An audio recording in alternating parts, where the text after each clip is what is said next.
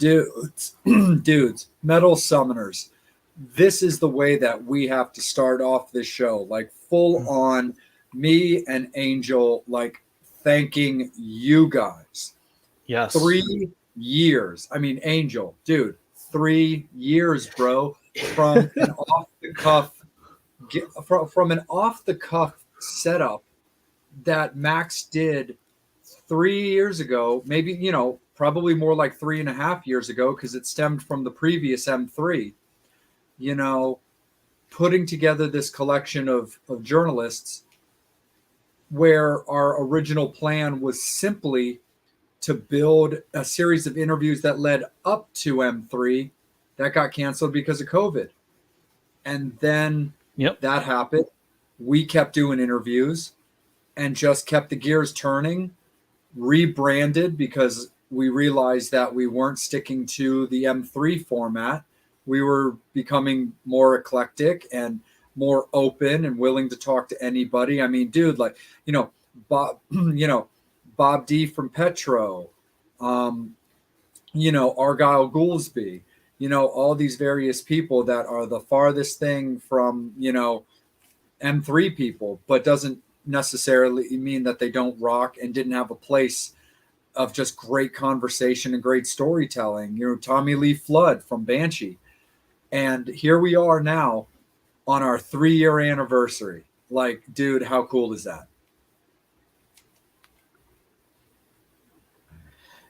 It, to me, is just like, wow, how the time has flown. And I get to see how long my hair has grown. Yeah. But damn, just when we had Joey Allen and we had Steve's son join in for the interview, it kind of took us all back to when we were kids, and we kind of got to live that moment through him. Being 11, being able to interview Joey Allen, he held it together, did an awesome job. Such a good job. But, absolutely. But still, I mean, just funny because the 11-year-old kid questions would ask. They're just going to be just brutally honest and just throw out whatever questions. Right. And, we had him on for the Joey Allen show. We had him on for his birthday. We had Candy co-host with us for the John Karabi episode, because that was a really important episode for her personally, and then and that was immediate karma. Immediate karma. And because we got on Blabbermouth. Yeah. Oh, dude, absolutely. We were all over Blabbermouth. We were all over all these news feeds. I mean, don't get me wrong, with a guy like John, who's never pretended to be anything other than very transparent and straight up about things, he's going to tell it like it is. And, he pulled no punches when it came to talking about, his feelings about the Dirt movie and how he was portrayed. But then, we were just talking about it off the air. This is a fraternity.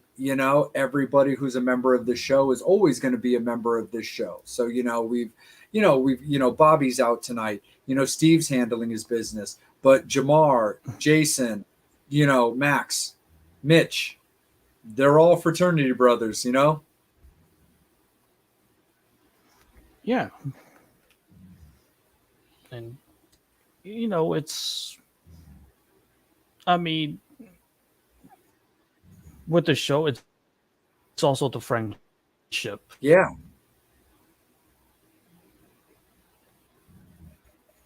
Hold on. Yeah, freaking YouTube is like, I gotta take the way that yes is made for kids, so people on YouTube can comment. Absolutely, no sweat. Did we get those clicked off? Yeah. Cool. But nah, dude, it's been so like super cool. And to me, the most important thing is just a friendship. Look, in the past few years, it's no secret. I lost both of my parents to cancer, and the people that I can talk to was you, Steve, Bobby were there. Max, when my dad died, he called, and when I saw him at M3, I got a chance to really, give him a hug and just thank him in person. Like, dude, thank you for doing that. Yeah. So even with Max, who's no longer apart, we hung out at BLE, took pictures of. Yeah. So he was like the first producer that, God bless him, because I tried to talk him out of having me on the show. I was like, dude, I don't know nothing about technology and podcasts and all that stuff. I'm like, get someone else. It was like, no, you don't got to worry about it. I simply do everything. And how the hell that fell on me, I have no idea. Well, it's actually kind of funny that you say that, because we had also, by the way, fans, we totally are going to have Nick. Everything's cool. He's finishing up a drum lesson with one of his students. So he said he'd be popping on just a few minutes late, but don't sweat it. Nick's totally going to be here. It's all good. But, it's the funny thing is, so last night I was invited to participate on Mistress Business with Candy and Lisa, because they were doing like a table discussion about Rockin' Pod. So Ron was on it, Chris was on it, Matt Porter was on it. It was great, and they were asking me sort of towards the end of the episode a little bit about like TMS and what we were doing and stuff like that, and how we kind of built. And it was interesting because while I was telling the story, I got to kind of reminisce on everything too, because while everything was very cool, the first beginning of producer changes was a little tricky, because when Max kind of decided to leave, it was all good. He gave us basically the basic skeleton of what we needed to do, but we are not technological people, and that's what Jason came in. There he is. Hey, there's our guy. Hey. What's Hello up there? What's up there, Twinsy? Hey. But, Nice. Wow. Yeah, Thanks. dude. Thanks for coming on, man. No problem. Sorry, I'm a little bit late. I just finished teaching some drum lessons for the day, so I'm just jumping in here now. And as you can see, I'm surrounded by drums because I was just booting my last student out of the room right now. No, absolutely, brother. And Nick, I'll be right back to you in just a second. I'm just kind of finishing a thought. No problem. Finish that thought. What I'm going to do is I'm actually going to post on social media is there a place I can find the link for this so I can post right it and be like, I'm live? Totally, right on the Metal Summit Facebook page. You can just put us right in the Metal Summit, and it'll say that we're live right now, and the screen will be there for sharing or copying the link. Perfect. I'm going to do that now so you can finish your thought. Totally, brother. Absolutely. And Awesome. when Max, handed over the reins and handed the keys to the car to us, he set us up with the skeleton and everything that we needed. And then we, brought in Jason, through Steve, and that was going well and going solid. But, we felt that, some changes needed to be made. There were things that we needed to do better. There were some, some square pegs that weren't fitting into round holes. But everything was super cool there. And then we ended up finding Jamar. And Jamar was great. He got the technological aspect of the show. He's the one who turned us on to StreamYard, which has since worked so great for us. He's got skills with graphic design, and he's the guy who, put together what became our second logo. And then, like I said, I was talking about this last night with Lisa and Candy, was Jamar, I really have to extend a real bit of gratitude to him as well, because he is, of all of our producers, of which they all did great, he was the one who really took the time when he needed to leave to set us up in the best possible position. He took time with you to work with the software, and hey, look, this works best and that does this, and really set us in the best place to just continue on strong. And then that's exactly what it turned into, was, the core four of you, Bobby, Steve, and myself just kind of going on and doing, and doing our thing. And then, of course, we always honor various breaks that people need to handle personal matters or personal business, which is why, this evening gets to rock out a little bit with the Angel and Jay show, but that's all right. Yeah. 100%. That's just definitely the way it goes. But on that note, Metal Summoners, we definitely want to bring in our guy, who we, again, very much appreciate taking time from the 66.6 bands that he's in currently. And you know, just being an all right, you know, great dude, a good friend that I've gotten to know over the years. But Pretty Boy Floyd's Living Dead drummer, Nick Mason. Nick, thank you, brother. Hello. Hey Hello. there. Absolutely. First and Is my foremost, volume set up okay? I didn't like check my microphone ahead of time or anything like that. No, I just want to make sure it's good. You sound awesome. Okay, cool. Thank you. yeah, Thank you, absolutely, man. So, but first and foremost, man, why don't we kind of like jump on what you were just doing, because that's super duper cool. But you were, so you were doing lessons. So you have like Yeah. students. You offer drum lessons. Talk a little bit about that. Yeah, I've actually been teaching private drum lessons, like one-on-one with a student. I've been doing that for 23 years. Wait, what year is it? 2023. 22 years then. I started in 2001 is when I started teaching lessons.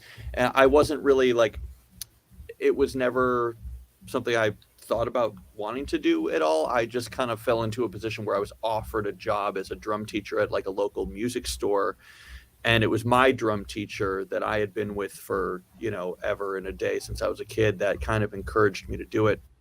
And so I started, and I found like this whole other passion of like, oh, I can actually take the things, the experiences I have as a musician, and I can pass that on to future generations, which is really kind of cool. And so I've been teaching for 22 years. I actually have students now that are like grown adults that they are now teachers.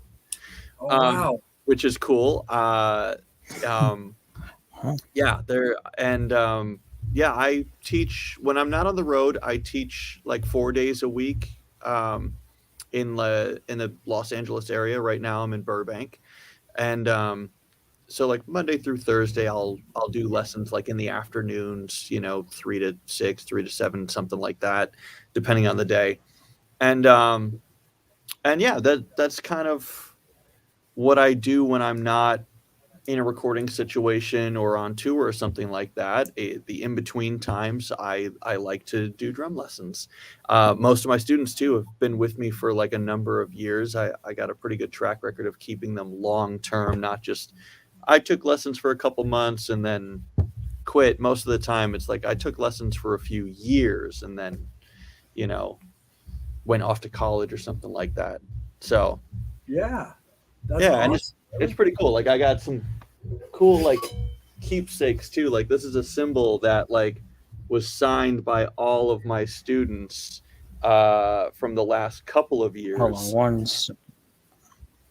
And this one's filled up. I got a second one that's about half full now, and I got a drum head at my other studio that's full of signatures and stuff. And it's cool because a lot of those students, like I can look back and like, you know, they could barely write their own name on the cymbal, but now they're off doing it themselves. Now they're either a teacher or they're playing in bands or they're, you know what I mean? Yeah. It's pretty cool because then I can look back and be like, oh, I remember when you were this, you know, this high, and now you're actually doing it yourself, which is kind of cool. Yeah, it's like, oh my God, look at my child, how they've grown. Yeah, it's funny. Like I've been at some of their performances and stuff because they play in bands too and everything, and I'll always go and support them. And I've had parents ask me, "Oh, you know, which one's yours?" And I'm like, all of them. Nice. So, Exactly. yeah, it's pretty cool. And like a lot of them some of them are touring and stuff now. One of my former students, she is touring with Jerry Cantrell now, playing keyboards for her. Really? Wow. Yeah, like some of them gone on to bigger and better things. One of my students in Arizona just texted me yesterday morning a new song that his band is about to release, and he's like, "Hey, here's our new single. I wanted to send it to you and get your thoughts on it," and blah blah. You know? Yeah. So, yeah, they're out there doing it now too, which is cool. That's rad, because Jerry was just in Baltimore on the last tour. They actually were staying in the hotel, so she and I might have even crossed paths without even me really realizing it. Yeah, she started out as his opening act, I think, on that last tour, and then she got picked up and hired as his keyboard player now. Oh, that's so cool. So she's cool. She's a Swiss Army knife. Like, she took drum lessons from me, but I was also her band director for a long time. But she also sang and played guitar and played keyboards and played, bass, and then she went off to college in Nashville, which ironically enough, like 2 years ago, I was in Nashville doing a recording session at her school. Oh. Like, yeah, so which was really kind of fun too. Her and one of my other students, they both went to the same university, and I was in town just doing session work, like on campus there. Oh, nice. So yeah, it's cool. So the drum teaching thing has been kind of a passion, in between all the noise. That's super duper cool, Nick. What was it about drums for yourself, man? How did you get into it? That's kind of like a family inheritance, sort of. Okay. On my mom's side of the family, everybody was a drummer, my mother included. Like, everybody was a drummer. So there was no shortage of drums around the family houses. You got to go to my uncle's house. He's got a full drum set there. I got a snare drum sitting at my house. There's, drums at my grandparents' house. Like, it was just everywhere. And so when I decided I wanted to, like, my dad was a guitar player. My dad was a musician. So I grew up, he's a luthier. He owns his own guitar repair business in Western New York. And I used to go and sit at the workbench while he'd be elbows deep in a guitar when I was a kid, and so I was always around that environment. I was always in music stores and always around bands and stuff like that. And when I decided I wanted to play music too, I rebelled against the family and chose saxophone. Really? Yeah, I did it for 1 year when I was like 9. I played sax, and I wasn't bad at it. Like, I picked it up pretty easy. At least I think I did. And but carrying a saxophone to school every day when you're 9 years old sucked. Like, that thing weighed more than I did. And so I thought I was getting out of it easy by saying, you know what, I'm going to switch to drums like everybody else in the family. But the upside is I only got to throw a pair of sticks in my backpack, so it's less to carry. Right. That I know that I've been at that time. hauling this stuff around the world, and breaking my back. That's kind of what got it going, was just like everybody in the family did it, Mm-hmm. Absolutely, for sure. And before I kick it in to Angel to end my first segment, let's talk a little bit about something that I know a lot about as well. But of course, we got to talk a little bit about this, because brandings are a thing, what people get into, and how they market themselves. Talk a little bit about what became Living Dead Drummer.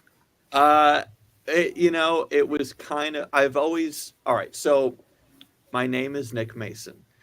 And if you look up Nick Mason drummer on the internet, guess what? There's another one who's more famous than I am. He was in a band called Pink Floyd. And yes. So now, and I always, once I started kind of climbing the ladder and making my way as a professional musician as well, it was inevitable. Eventually, I was going to get a lot of that stuff rolling over. So, like, once social media became a thing, I'd be getting like happy birthday wishes on his birthday, not mine, or I'd be getting comments about stuff, or it went as crazy as to, like, I'll get an email, or I used to get an email from time to time about something, and I'd look at the return address, and it was always like from an English website or an English webmail kind of thing, because he's English. And I'm like, okay, you got the wrong person. And it went as far as I actually got served a lawsuit, and they weren't suing me. They were suing him. And the thing is, the lawsuit was filed in Los Angeles County, which is where I live. So the legal team just looked at Los Angeles County and the name Nick Mason. Oh, there's a Nick Mason in Los Angeles County. That must be the guy. And they mailed me the paperwork. And I'm like, I went into full panic mode. I'm like, what do you mean I'm getting sued? And then I started doing research, and I I looked it up on some legal websites and stuff, and I was like, oh my God, it's not me, it's him. And so I called the law office and I was like, hey, you got the wrong guy. And they're like, oh, do you have contact with the other guy? I was like, no, I don't. You're gonna have to contact Pink Floyd's management. I don't know. So I'm just a name, bro. right. So what it was is I've always struggled in my professional life to kind of distance myself from him. Not that I have anything against them. I love Pink Floyd. They're great. Like I've never had an issue with that or anything like that. It was just kind of that Michael Bolton situation from Office Space. You know what I mean? Yeah. So We know what you're talking about. right. And the problem was we played the same instrument. It might be a little bit easier if I play guitar or bass or something, but like I play drums too. So I tried different things over the years and stuff like that. And I tried, what if I spelled my name different? What if I went and used my full name and went by Nicholas, or shortened it, went by Nicky or something like, and nothing ever stuck, nothing worked. I wasn't comfortable with anything. And then, about 6 or 7 years ago, it was the coffin case company that makes like the coffin shaped guitar cases. Yeah. They contacted me because they were celebrating their 25th anniversary, and they wanted me to be involved in the celebration at the NAMM show, which is great, but I'm not a guitar player. I'm a drummer. What am I supposed to do? And they said, well, we're having a concert. We're having a bunch of bands play. They had LA Guns, Beasto Blanco, John 5. And then they were going to do their Coffin Girl runway show with the models and stuff that they use for the advertisements and everything. And so we came up with this idea of like during the runway show, I'm going to be side stage and I'm going to have a buddy of mine playing drums that match mine on the other side of the stage. So it's two drummers flanking the runway. And we would basically just play along to whatever the metal soundtrack was that they were blasting through the PA at the venue. And it was cool. And then we got all done up in this really cool, like corpse paint makeup and stuff like that. And it was at that show that the nickname, hey, these are our Living Dead drummers kind of thing floating around. And I just went light bulb. Like I was like, oh my God, I love that Living Dead drummer. How have I never thought to put those words together? It perfectly mirrors, like, I'm a big horror fan, like underneath, you know what I mean? Yep. I'm a big horror fan. I love Halloween and spooky stuff, and I'm a drummer. And I was like, I looked it up, and like nowhere in the world has anyone ever put those three words together before. So I instantly like called the trademark office, and I was like, I'm taking it. And bought the .com and got the email address and all the social media. I changed all the social media over. I even like downloaded social media apps that I don't use, registered the name to be under my account, and then deleted the app. Like, so there's a TikTok and there's a, what's one of the other ones? I don't know what they like, not the popular ones, or well, TikTok's popular now, but like all of them. Well, you are currently tagged on the TikTok one because I have and I do the socials for the Metal Summit. So okay. There is a Metal Summit video that I posted of me talking about you on tonight. Yeah. Oh no, I'm sure that what I did was I downloaded TikTok, registered it, got the got the name, got the username, Living Dead Drummer, and then deleted it. Right. And I've never used it again. No, for sure. So I don't know. Your deleted know what's going on there. Yeah, your deleted account is still tagged on my video. Yeah. So yeah, I mean it's technically an active account. I just deleted the app. I didn't delete the account. So that way I could save the username kind of thing. For sure. Like, Facebook, Twitter, Instagram, all that stuff. I went out and got all of it right away. And then I was like, okay, it's pretty cool. And then people started actually referring to me that way. Instead of using my name, they were calling me, hey, it's the Living Dead drummer kind of thing, which I was like, that's kind of cute. That's cool. So then I was like, I'll lean into it a little bit. And I started doing the merch, and I started doing t-shirts and hoodies, and it's on my drums. It's written on my drumsticks and everything. And I'll sometimes put it on the bottom of my kick drum head logo. So it'll have like the band's name, or it'll have, the branding from Yamaha, but underneath the bottom, it might say Living Dead Drummer at the bottom. A lot of people think it's a band. They're like, "Oh, are you in a band called The Living Dead?" And I'm like, "No, it's just me." Nice. But it helped carve out that identity and helped separate. I don't get emails or birthday wishes for the dude from Pink Floyd anymore. So it's really helped put that separation in there that I had always been looking for, you know. So Oh, and yeah. it's just fun. Yeah, man. Absolutely. Angel, let's kick it down to you, brother. I just want to say thank you for your time. Not sure if you remember at BLE, I was your driver Yeah, at BLE. of course, man. Just Yeah, want it to was say great. That Yeah, was I had an awesome time. That whole weekend was Yeah. great. I had to take a picture with the band because my girlfriend did not believe me she wasn't at the time, but Mhm. I told her, can I talk? I got to go pick up Pretty Boy Floyd. And she thought I was blowing her off. So I took a picture with the band so she can see, look, It's true. it's true. If she's watching right now, it's true. He did have to come pick us up. There you go. Yeah, I can confirm. I was there.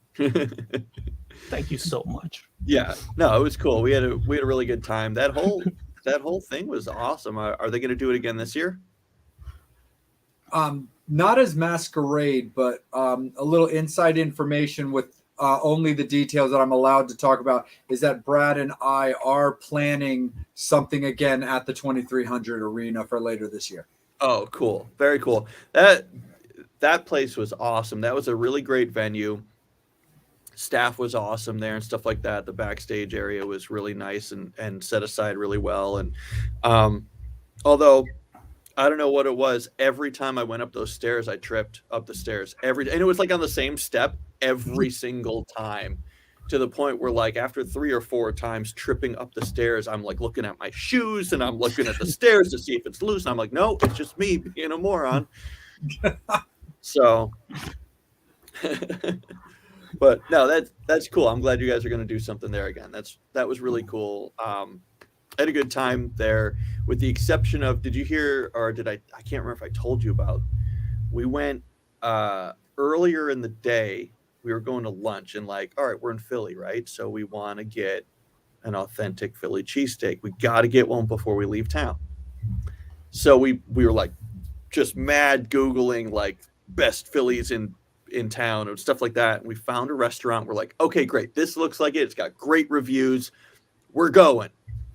So we went downtown, and once we got to the area where the restaurant was, we noticed there's a lot of streets that are blocked off. And then all right, we're like, all right, that's weird. There's a lot of like cop cars blocking certain streets off, and we parked in the garage and we're walking and we're like, oh, wow, it's kind of smoky out here.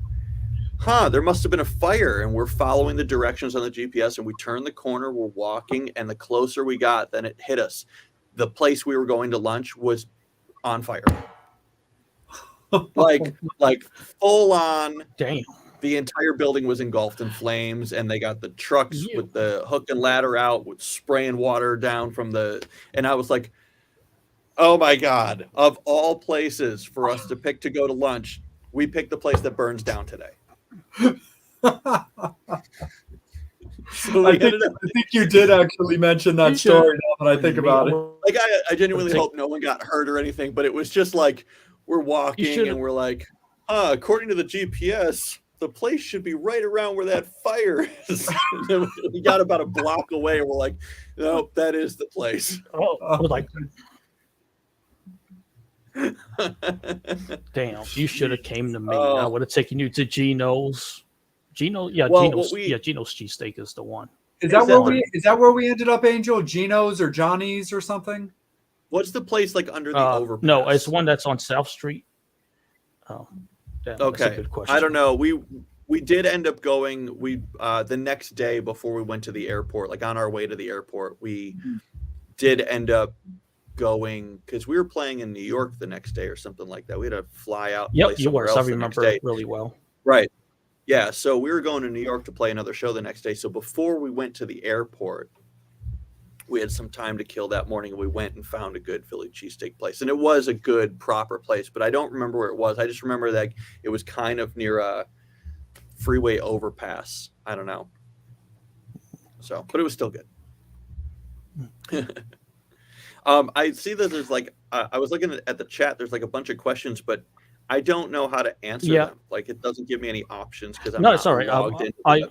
I bring it up. Oh, okay. No, Brian wants to know your pet peeves on stage. Oh, okay.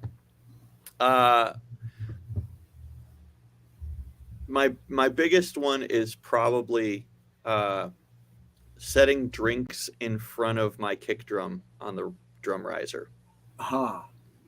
Like, this is my area. This is just the drum riser is just for me. I don't want anybody putting any drinks or setting any stuff on here that doesn't belong. And especially, like, it's just rude to put it in front of the drums itself. It's like, hey, stop blocking the view of this stuff. It looks dumb if there's like a bunch of bottles of water, beer bottles or whatever sitting in front of my bass drum. So drinks on the drum riser is a huge pet peeve of mine. The other one is people trying to talk to me, which happens frequently because as the drummer, you're like in the back and you're stationary. You're not walking around and stuff like that. Like, you're in one place. So for some reason, people feel like they can come up and approach you because they know you're not going anywhere. And like, if it's the guys in the band, that's fine.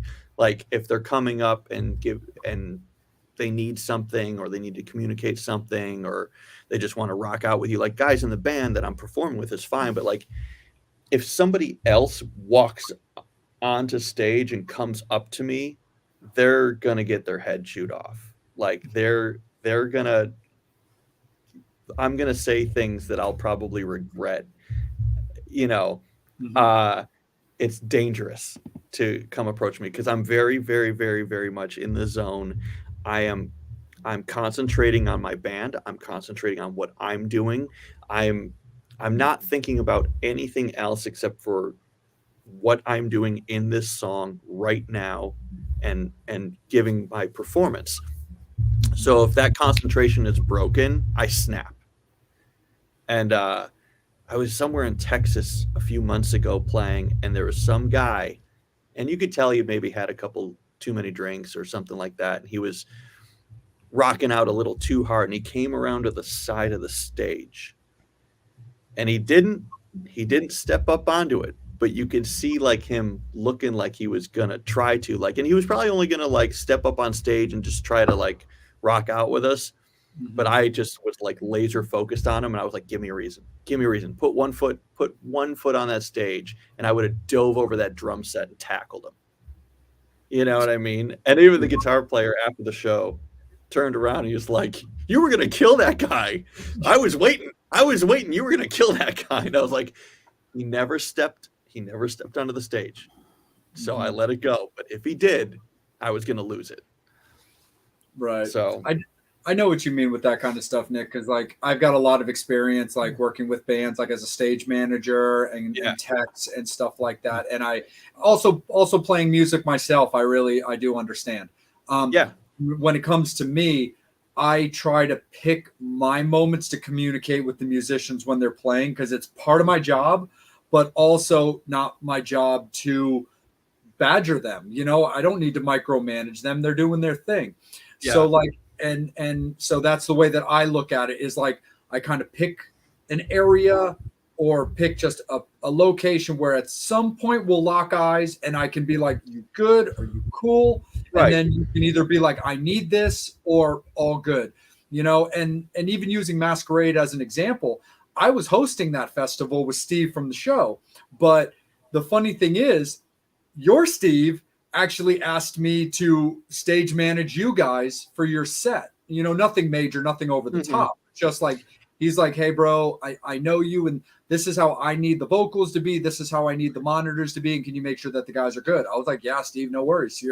You're Steve Summers. And you also happen to be literally being backed by like all my friends, which is awesome. No, right?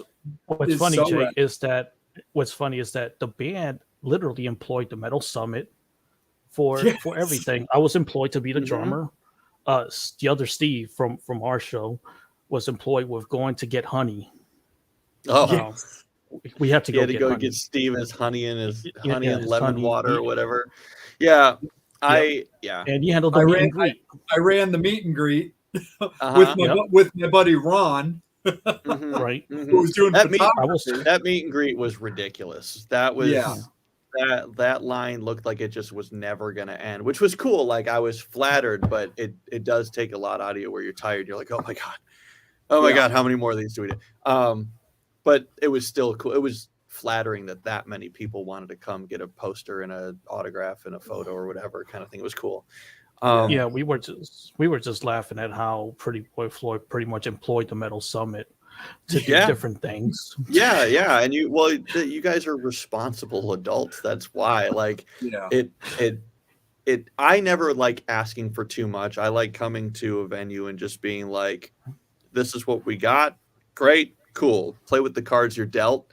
There are some other people that, are maybe a little more particular and they're like, well, I want to make sure I have this at room temperature and not too cold in this room and not too hot in that room. Like, they just get a little bit pickier with their requests and stuff like that. I've never been one to be like that. I'm like, if you give me a bottle of water, I'm happy. If I get a towel, like, oh my God, we're good. We're done. I don't need anything else. I like I like a couple bottles of water because I know I'm going to, sweat and dehydrate and I need to just keep hydrated. But other than that, I really try never to ask for anything crazy, So you don't have a crazy rider of no brown M&Ms and stuff like that? No, not at all. Our rider's pretty simple, and I actually went and like re-edited it recently, because I felt like maybe there was a few too many things on there that were like, come on, guys, like, do we really need this and this and this? Half the time we don't even use it, I think when we just got back from Australia, and when we were there, the only thing on our rider was, Steve wanted his honey and his lemon for his throat. And it's like, that's fine. That's easy. But it was like bottled water, clean towels. And I asked for, this was the one sort of thing that I asked for that was a little extra. I just said, can we get sugar-free protein bars? And I don't care what brand. I just want it to have no added sugar. And that's because I like getting off stage and grabbing a protein bar right when I'm done to kind of like, decompress and recover a little bit. Yeah. And other than that, it was just like, bottled water. And that's kind of it. So, some guys will ask for, they'll want some drinks and stuff, but like, half the band doesn't really drink. Like I'll get some like non-alcoholic beers sometimes and stuff like that. Maybe after the show I might have one drink, but it's always after the show, after we're done. Then maybe I'll have a whiskey or I'll have a beer or something like that. But like, and Ashes, he doesn't drink at all. And, Chris doesn't go overboard with it. So, Steve likes to have a little something beforehand, but even that we're trying to be like, let's kind of ease up off the gas on it a little bit. We noticed that, well, if we go out on stage and we're all completely sober, guess what? We play better. For sure. It's that weird math thing. Yeah. So, right? When you got your wits about you, you can actually react in time the way you need to. So, what's that? Should left-handed drummers be allowed to play live? Only if they can play right-handed.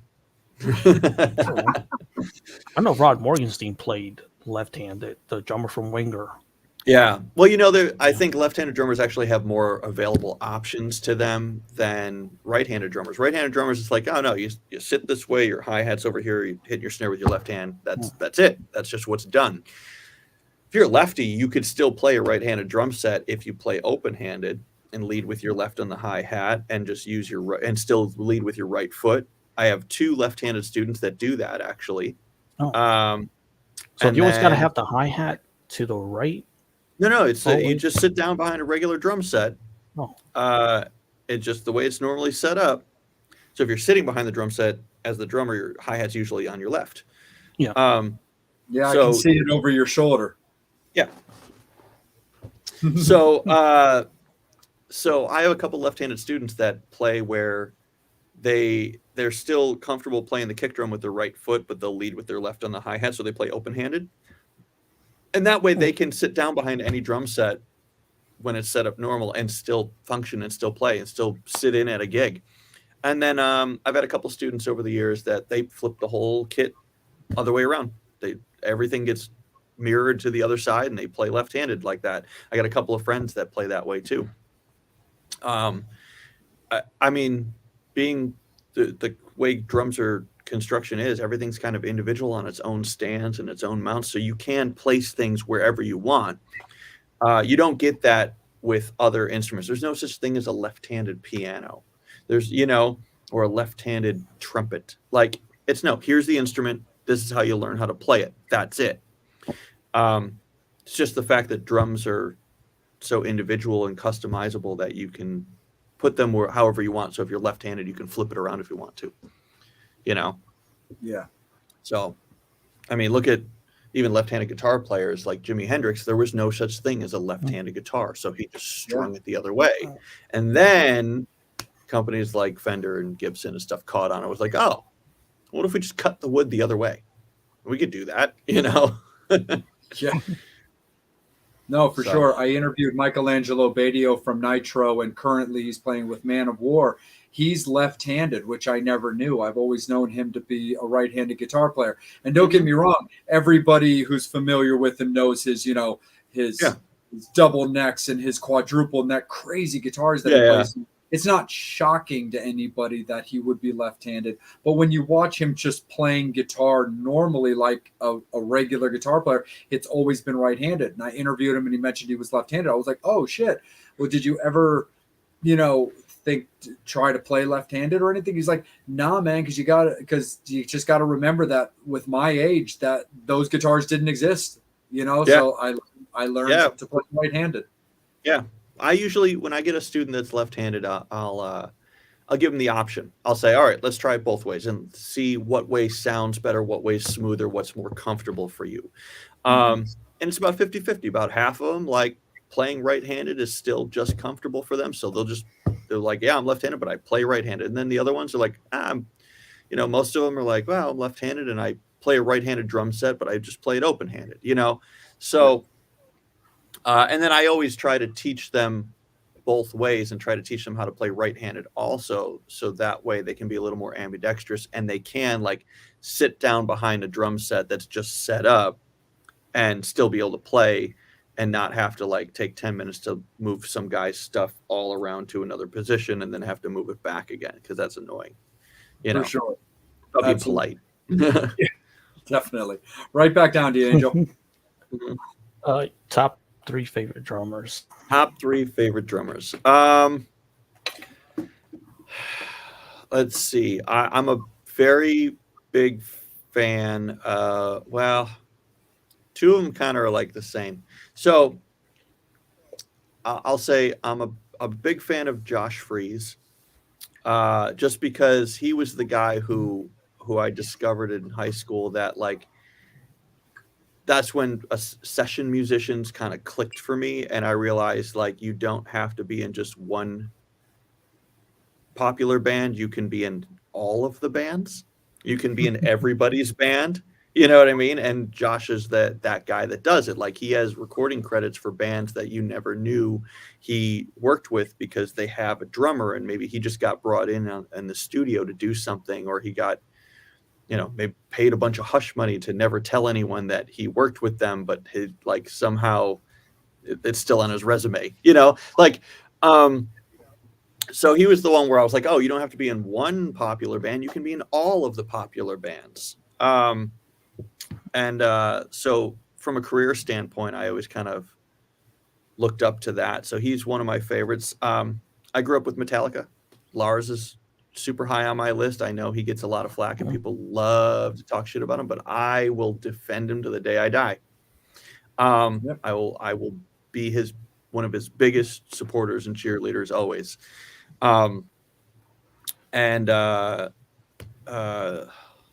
Joey Kramer from Aerosmith is another big one on my list, because Aerosmith is kind of what, or Joey Kramer's playing is kind of what taught me how to play music in a way of like, when I started taking drum lessons and I decided I wanted to learn how to play songs, what I was trying to learn at home was like Aerosmith songs. And so learning song structure, learning, dynamics in a verse and how to transition that to a chorus, and what to do in a chorus or what to do in a double chorus to emphasize the second one to make it even bigger, all came from like what he was doing behind the drums. Maybe he'd be playing on the hi-hat in the verse, and then he'd go to the ride in the chorus, and then in that big double chorus at the end of the song, he would go from the ride to the crash, or maybe he'd just start accenting the crash on the downbeat or something like that. Or like, his playing sculpted my approach to songs. So when someone gives me a song that there's no drums on it at all, and it's just just a bunch of guitar riffs or whatever, the way I'll structure it in my head is I'll listen to the parts and go, okay, this dynamic needs to be this should be played for that, maybe I should accent this here. And it all came from growing up listening to Aerosmith records. So those are big ones on my list. No, did you ever, because I did this as a teenager, how to play like Charlie Watts? I tried it for 5 minutes and I just couldn't. Not until just like not until I got older. Yeah, not until I got older. Like, I kind of did things a little backwards in terms of my music discovery and stuff like that. I grew up in a rock and roll household. There was no shortage of AC/DC and stuff being played in my house. So when I was like a teenager, what I was listening to was I was listening to Metallica, and I was listening to heavy stuff. And that's the stuff that I wanted to play. And I was playing in a band in high school, and we were very modeled after that heavy rock stuff. We were listening to, all the heavy rock music from the 90s. And then as I got older, I started going backwards with it a little bit and having a deeper appreciation for the classics and the, your Zeppelins and your Stones and your Beatles and stuff like that. I never tried to play that stuff as a kid growing up, but as an adult, then I went back and learned how to play that stuff. And when I had a better, more mature appreciation of the music, when you're 15 years old, I can't say I honestly wanted to put a Beatles record on and learn how to play any of that stuff. I was more interested in, Korn just came out. I was more interested in playing that. You know what I mean? Like, but I love the classic stuff now that I'm, old enough to appreciate it for what it is and stuff like that. And then now too, I can install that into my students, which is great. I like actually, my last student right before we started this conversation was, we were playing through a Creedence song, and the kid's like 9. Like, what 9-year-old is going to go and listen to Creedence on their own? Zero, nobody. But I can sit there and be like, okay, we're going to play Proud Mary today because it's a great song. There's not a lot of changes, not a lot of fills. The drum beat doesn't change at all in it. It's just a good exercise in great timekeeping, Mm-hmm. So, yeah, trying to cover my mistakes for future generations, make sure they don't make the same mistakes I did. Brian wants to know, what are your endorsements? I endorse Yamaha drums, Paiste cymbals, Aquarian drum heads, head drumsticks. That's the core equipment that I use for live stuff. But I also work with a few companies that make some smaller, like, trinkety type things. So Simpad cymbal felts, which you can see right here, this cymbal felt, these are usually made of felt, and they're usually just generic charcoal black or whatever. Huh. But Simpad actually makes ones that are out of like a cellular foam kind of thing, and they make them in all different colors and stuff like that. And in a live setting, you're not going to notice the difference very well, but like in a studio, if you A and B it, which is what I did when I first tried those, I had, you know, regular old school cymbal felts on a stand. I put the cymbal on, I played it, took it off, changed it with those ones, put the cymbal on, played it, and I recorded both and listened back. And I was like, oh, I actually like the way that one sounded better. It was subtle, but I preferred it. So stuff like that. So Simpad, I use their products, Pig Hog cables, because I have my own recording studio, and so I need a lot of mic cables. So Pig Hog makes great cables. I work with their stuff. They also the parent company also distributes Rock and Roller multi carts, which I started using. It's a fold out gig cart to put all your drums and stuff on, and that saved my back the last bunch of tours and stuff like that. So I can put my whole drum set in cases on a cart and push it instead of having to lift and carry heavy stuff. And then Coffin Case, which I brought up earlier. They don't make much for drummers, but I have found some use for their stuff. They have some smaller cases and stuff that I've sort of repurposed for my own things, where like they have one where if you look at their website, I think they show it holding wine bottles or something like that. And I was like, I could fit a mixer in there. And I dropped my whole in-ear monitor rig is in a Coffin Case, you know? Yeah. I've been wanting to get involved with them, but being more of like a personality with like musician on like the side and stuff like that, I'm probably not high up on their priority list, but I'm like, I need to have a conversation with Johnny at some point. Yeah, Johnny's a great dude. The priority is definitely guitar players for that company. And yeah, and I'm a bass guy, so yeah, my relationship started with them about 20 years ago when they were still kind of new. And one of the bands I was in was endorsing them. And so our guitar player and our bass player were using Coffin Cases and stuff. And when that band sort of split, you know, I talked to them and I was like, you know, I was using this amp case. It was made for like an amp head, but it was a big coffin shape. I said, I've been hauling my drum hardware around in this thing and I love using it. So I wanted to maintain my relationship with them, even though that band had kind of folded. And, you know, here we are 20 years later and I'm still using their stuff on a daily basis. And so I think that's it for all the gear stuff that I use. There's a couple clothing companies too that I've been working with. Zombie Killer Clothing, they make t-shirts and shoes actually.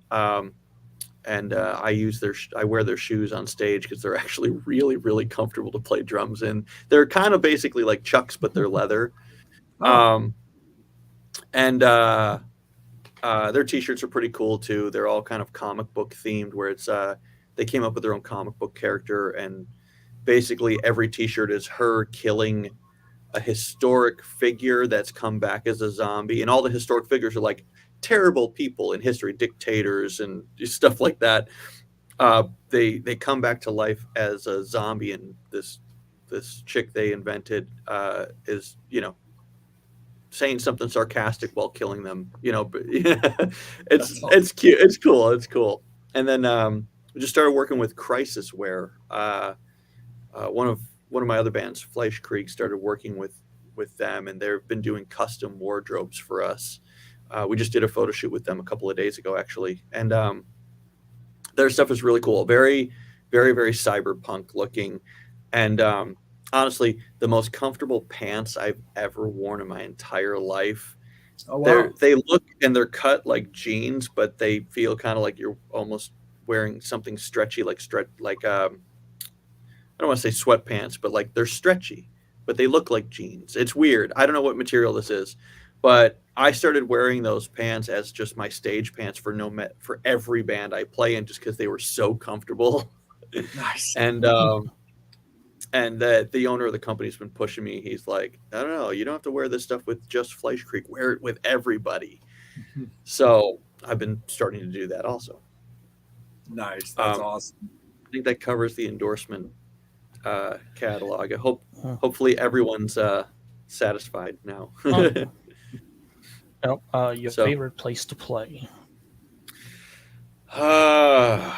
um, I don't know if I have a favorite, to be honest with you. I've had good shows kind of all over the place. I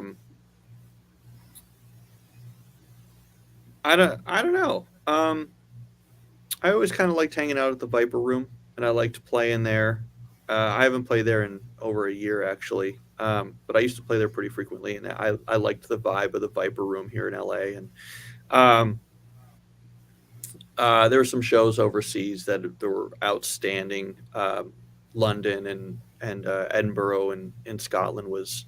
I fell in love with that city. I don't know, like the show was fine, but I just fell in love with that town. I've never stepped off a plane and just gone, "Oh my God, I want to live here." Ever. I've never done that before. Going to Edinburgh. Um, yeah, I don't know. I don't know if I have an absolute favorite, like I love playing here kind of thing. Because I like playing different places, you know. Um, yeah, I don't know if I got an absolute favorite, but I got a few places that I like. So, oh, I'm sorry, that's a terrible answer. No, it's no, it's not. I mean, it's like asking.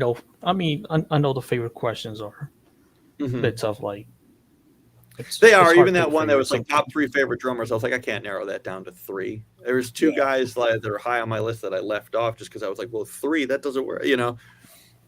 Well, So here, Nick. I'll throw this into Julie's questions just for the hell of it, and then we'll follow it up real quick, Angel, with Julie's next question. okay. Why don't you elaborate a little bit too on like clubs versus like big like open type festival type stages and stuff like that? Do you fancy one over the other, or do you like them for different reasons?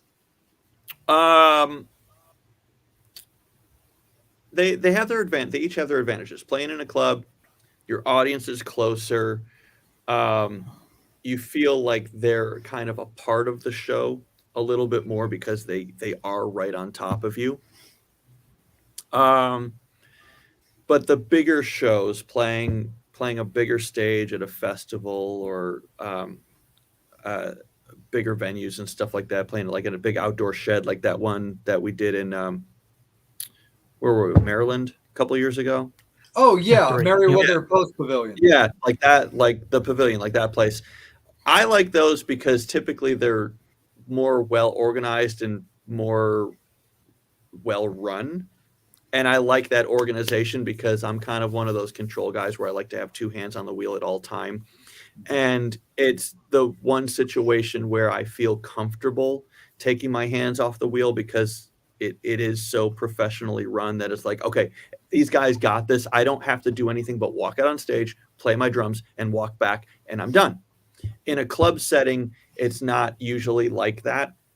So it's like, no, I have to show up. I have to talk to the sound guy. I have to give him, tell him what we need up front. I have to talk to the monitor guy. I have to make sure he's got our ears straight, even though I know it's probably not going to end up being the way we want it.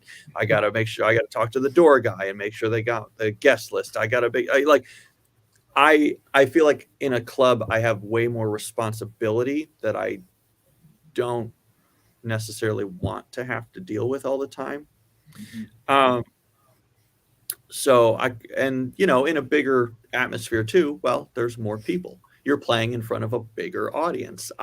That's also kind of a bonus. Clubs are cool because like I said, the audience is a part of you. You're a little on a bigger stage, you're a little detached from the audience. But you have to remember there are more eyes on you. And most of the time when I'm performing, I'm not thinking about anything past the front of the stage anyway. I'm not worried about what's going on in the front row or the second row. So whether there's two people or 20,000 people, my level of consciousness ends at the barrier where the stage is anyway during our performance time, because I'm there to do a job and I'm there to make sure that the show goes off the way it's supposed to. So that's where so in that respect, it doesn't matter where we're playing. But But yeah, it's always nice playing a nice big professionally run show. I For sure. like those. What was that question? There was something that you And guys popped up. Oh, yep. How old were you when you was in your first band, and what was it called? my first real band, in terms of like we actually were in a real band. We played shows, we recorded all that stuff. The band was called Lurid. We started the band, I want to say around age 15, and it went through some lineup. It was me and this guitar player buddy of mine, and he was a friend first that I convinced to play guitar. Hey, we got a visitor. Yeah, Oh, that's and they're Molly. gone. So me and my buddy started jamming. He got a guitar, and I'd been playing drums for a little bit, and we started jamming together. And then we tried to find other members and stuff like that. And finding a bass player was difficult. And we convinced our buddy across the street to learn bass, and so he was playing bass for us for a little while. And we had another friend who played guitar and another guy who sang, and then we swapped singers maybe 3 times. And then we didn't start like playing shows until maybe we were age 16. And then by age like 17, 18, like, all right, we were an established band. We had an established lineup, and we actually were actively like playing in our local music scene regularly at all the good clubs and stuff like that. We recorded a 3-song EP at like a real professional studio. We were all still in high school. I think I was, 17 or maybe an early 18 or something. And it actually had a song that got played on the radio, in a couple of markets and stuff like that. And then, the whole thing kind of fizzled out shortly after we went to college. We kept it going for maybe another year, but by the time we all turned like 20, the band had fizzled, broken up. Everyone kind of went their separate ways, and me and a couple of guys started another band, that went on for several years after that. But the funny thing is, like, we all still kept in touch with each other all these years. Everybody lives in different states. Some of us different countries. Our bass player lives in China, and so anytime I go on tour and I visit these places, like, they always come out to the shows and stuff like that, which is great. So like anytime I'm in Wisconsin, my guitar player comes, and and then in 2021, it was the 20th anniversary of our original EP that we recorded and released. So we got back together, like, over the internet. We re-recorded one of our original songs. Like, we went back and did like a new version of that same song and released it, and gave it a wide release too. It's on Spotify, it's on everything. And we did like a little chat like we're doing here, where we're all in the different Brady Bunch boxes, and we just kind of caught up with each other. Like, none of us had talked to our singer in like almost 20 years. And like, I talked to all the other guys, but a lot of them hadn't talked to one another. Like I said, our bass player's in China. One guy's in one guy's in Virginia, one guy's in Wisconsin, one guy's in New York, and one guy's in China, and I'm in California. So we're just all over the place. Okay. And it was cool. And then we talked about like, what if we went back and recorded a bunch of those songs we used to play that we never recorded? We had cassette demos of them, but we never actually recorded and released them. And we started to work on that for a little while, but then I think just life got in the way. 2 of these guys got, a couple of kids now and stuff like that. So it ended up kind of not continuing on after that initial 20-year reunion, but it was still cool to do. And it was still fun, and it was fun seeing those guys, and a lot of our old friends and fans from back in high school and stuff were like, "Oh my God, I can't believe you got back together!" And and then we went back and re-released our old material, because it was never on the internet, because it was pre-internet days. So we finally released it on the internet, and actually, me and the bass player, I've played drums for him on a couple of things that he's been doing, like some solo stuff he's been doing on his own. I'll still lay down drum tracks and email them out to China for him. Nice. Yeah, it's pretty cool. So, very long-winded answers I have. That's all right. We love stories. Cool, man. Cool. That's great. What else we got? We got anything else current at the moment, Angel? This one's pretty interesting. Favorite city to play and least favorite. Least favorite city. All right. So I already kind of established that Edinburgh, Scotland. It was a city I absolutely fell in love with. So I'm going to pick that as my favorite city to play, just because I love that city so much. They even had, like, when I was there, they had like a trash strike going on. So like there's trash cans on the sidewalks that are just overflowing with garbage. It didn't even bother me. I was just like, hey, clean that shit up before I come back. You know, like, I loved it still. Because I'll be back. Yeah, I'm definitely coming back. So clean that shit up. Least favorite city to play.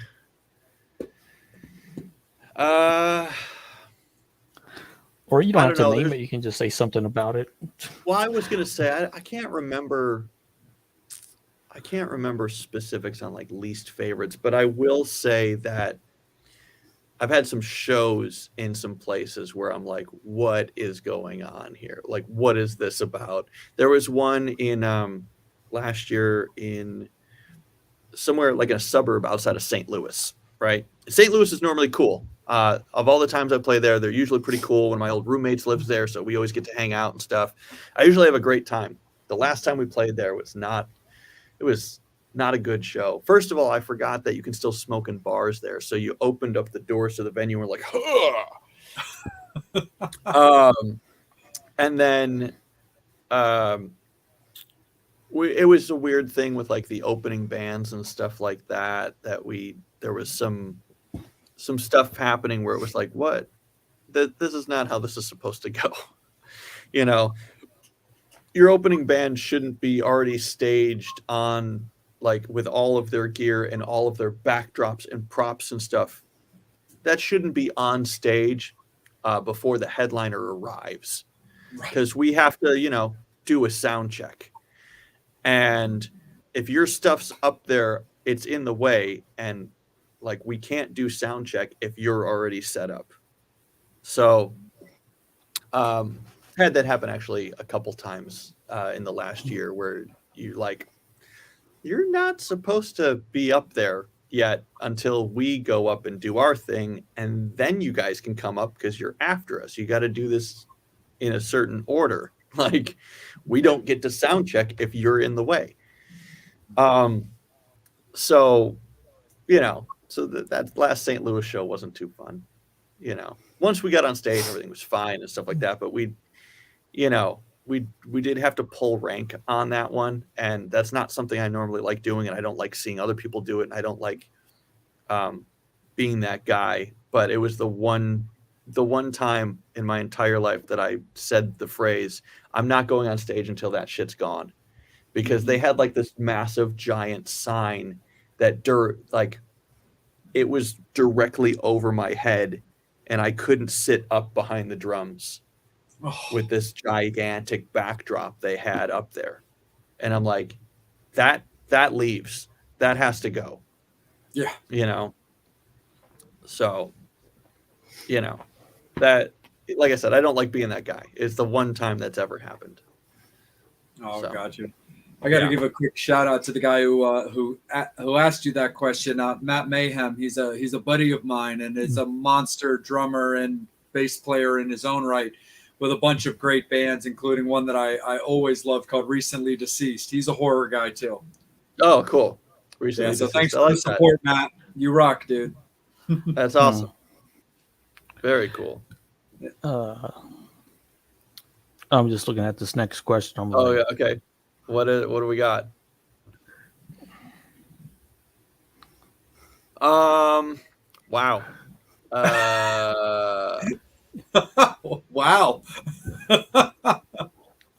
That's a I've loaded never seen it. question because, like, Mm. can we? All right, let's discount family members and stuff like that too, because you're, as a kid, you're bound to see family without clothing at some point, right? So we're talking about, like, I don't even know how to answer this.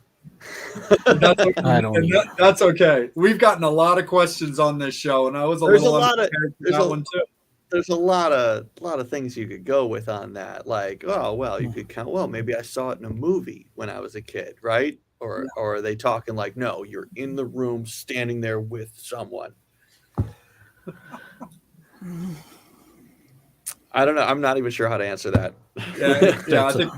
I think we'll revisit that one. Okay. Matt, All right. Matt came up with another best tour vehicle and the worst. The best tour vehicle is by far like one of those luxury double-decker nightliner buses because they're so big and they're so smooth and just they're great. I had one of those on a German tour I was doing a couple years ago, and it was like all four bands plus road crew all on one bus. Like we all fit on one bus. It was that big and it was awesome. And they're like, we had this cool skylight thing in the front, like up top in the front. So it like there was one day that it rained and you could just lay in your bunk and look up and watch the rain streaks. Like, so big, giant luxury nightliner bus, best tour vehicle. The worst, I'm going to give it to Honda CRV that we fit.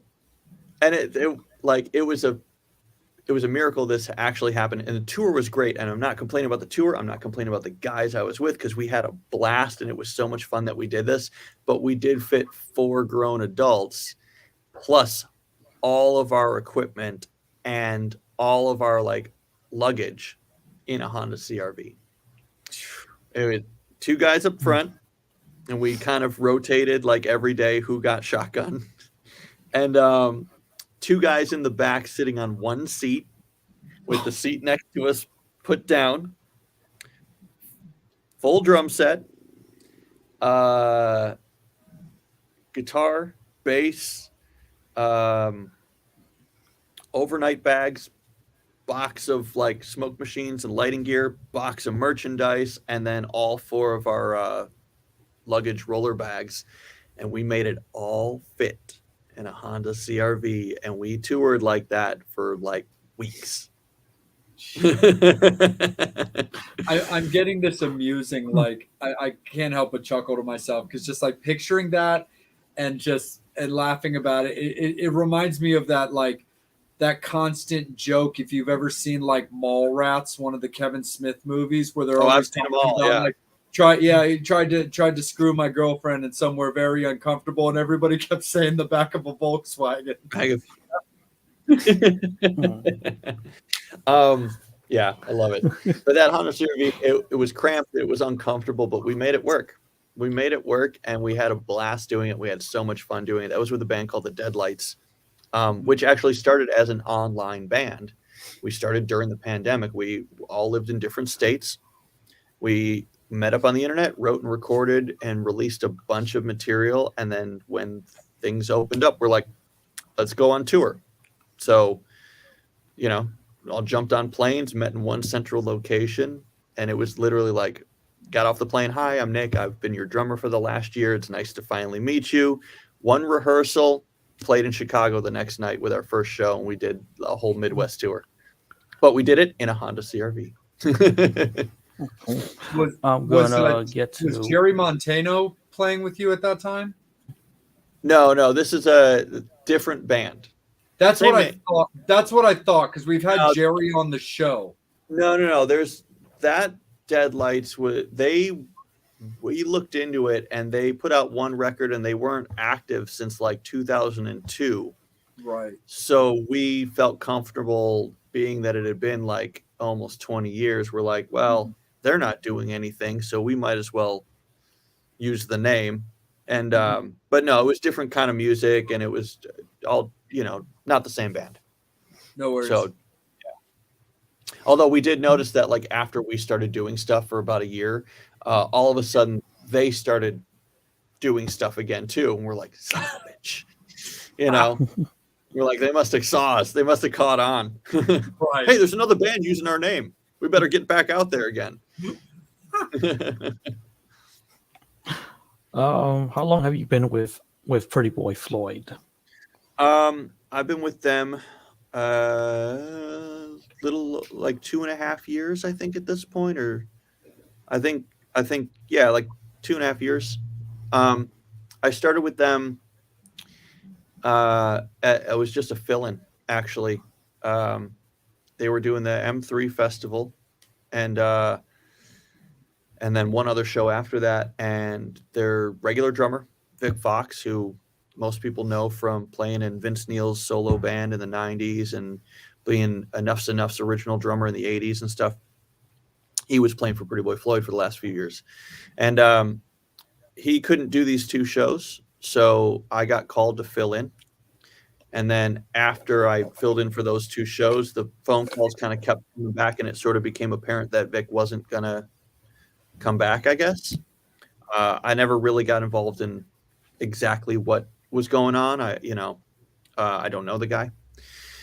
But we're 2.5 years in, and I'm still playing the shows. So it just kind of evolved into what it is. So, and we're booked right now to the end of this year. So I guess I'm still doing it for at least the foreseeable future.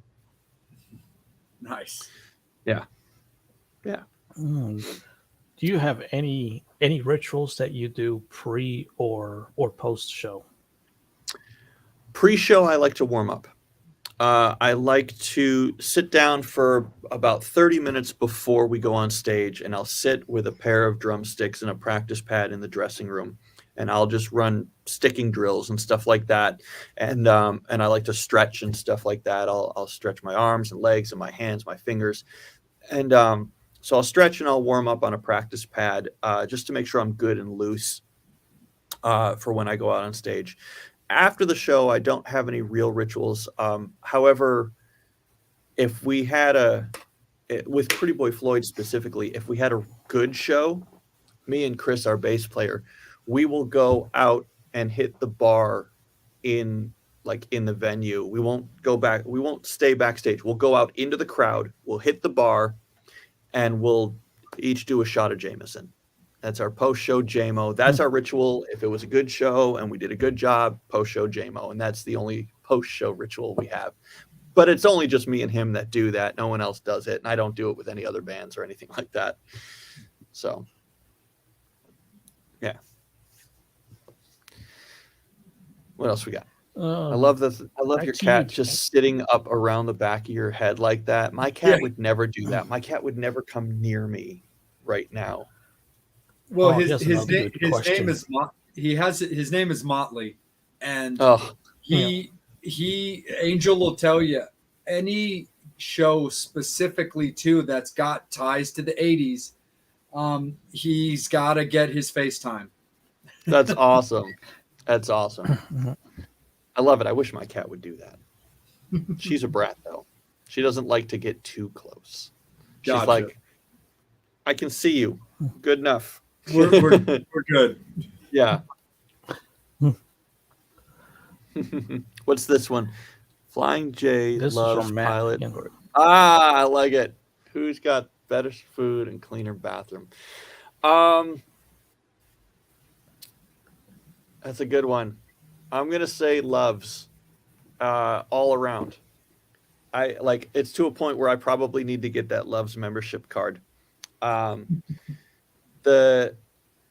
The bathrooms are pretty good. Their Flying J's not bad too. Flying J's not bad, but Loves is probably good. And I don't like eating convenience store fast food, but sometimes it's like, man, I need a snack, or it's early in the morning. It's like, I need a coffee, and I know the coffee is going to be gross at a truck stop. But I can usually kind of find a couple things where I'm like, this is sort of almost healthy. Like there's a thing of fruit And it's like, okay, most of this fruit's going to be terrible, but some of it will be okay. And like, I can get a protein bar and a bottle of water, and all right, I'm not eating a roller dog. What was the food like in Australia? Oh, it was good.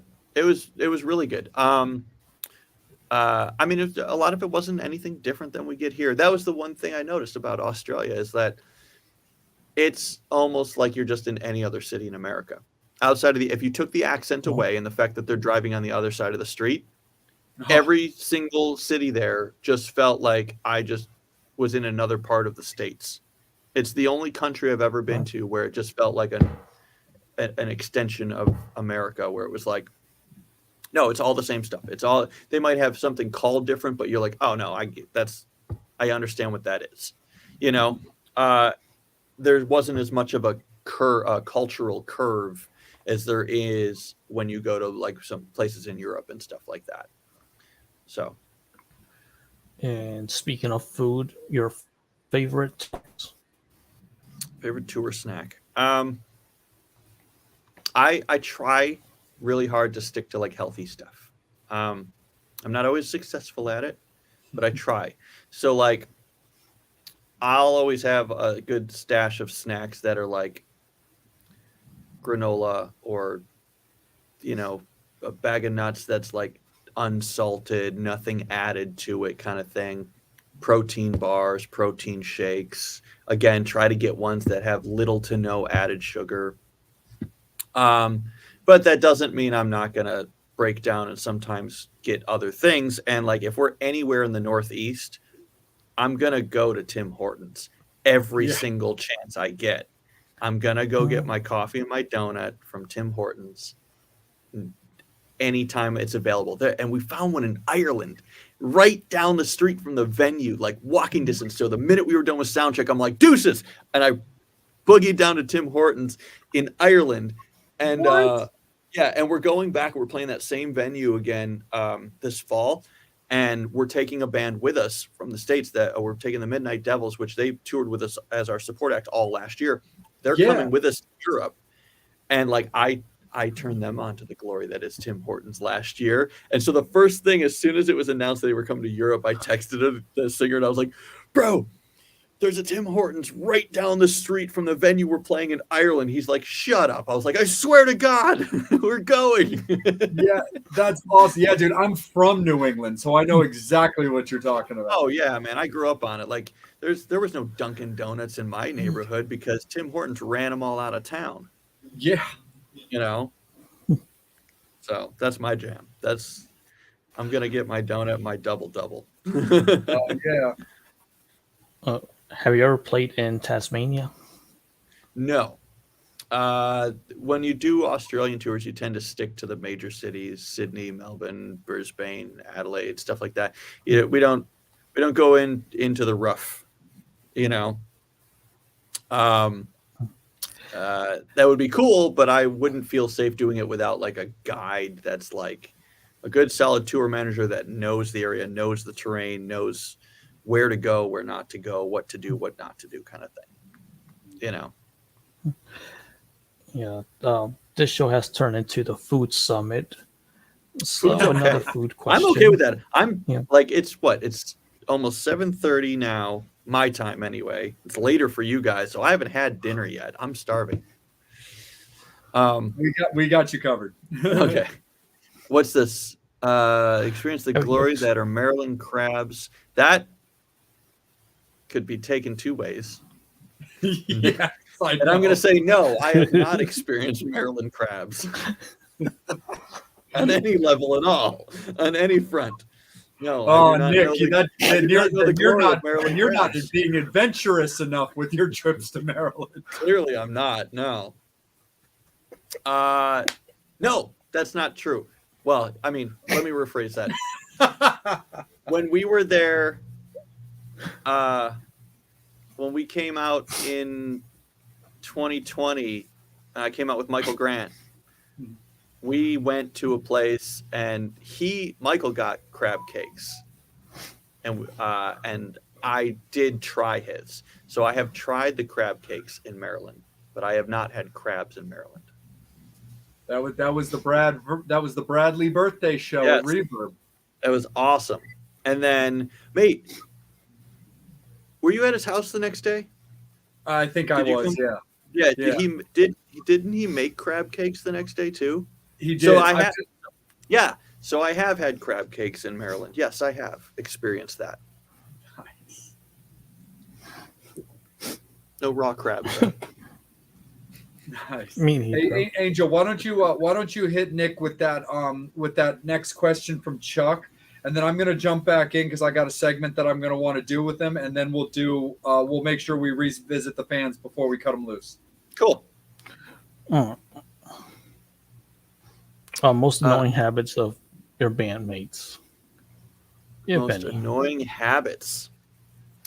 I'm not going to name names, and I'm not even going to tell you what bands there it is, because all right, I'm in 9 bands or whatever, so I'm not going to tell you what band, and I'm not going to tell you names because I don't want to throw anyone under the bus, but I will. But they will know if they watch this. They will know.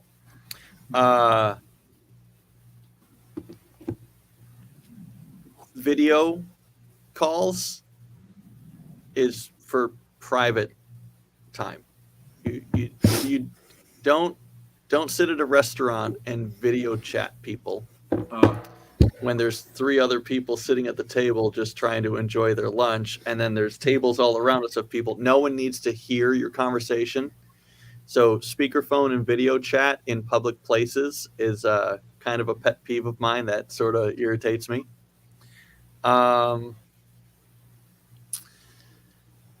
I'm trying to think of other ones. I kind of roll with the punches, so not much gets under my skin.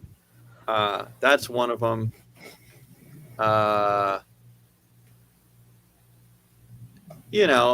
Like, as long as everyone's pulling their weight and everyone's doing their fair share of the heavy lifting and stuff like that, usually everything's okay. So not much else gets under my skin. Just knowing how to be appropriate and act as an adult in front of other people. That's all I ask. Nice. Right on.